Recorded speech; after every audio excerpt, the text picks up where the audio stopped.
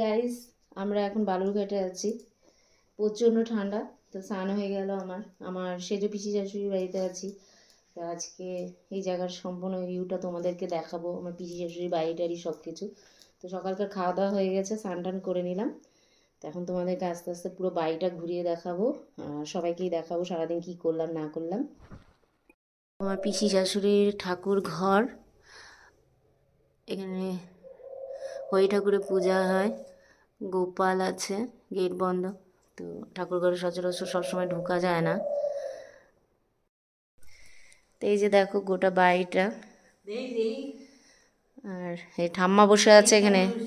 হ্যাঁ, দেখাচ্ছি দেখাচ্ছি। এটা আমার ননদের ঘর, আর উপরতলা আরও দোতলা হচ্ছে, কমপ্লিট হয়নি, পরে দেখাবো।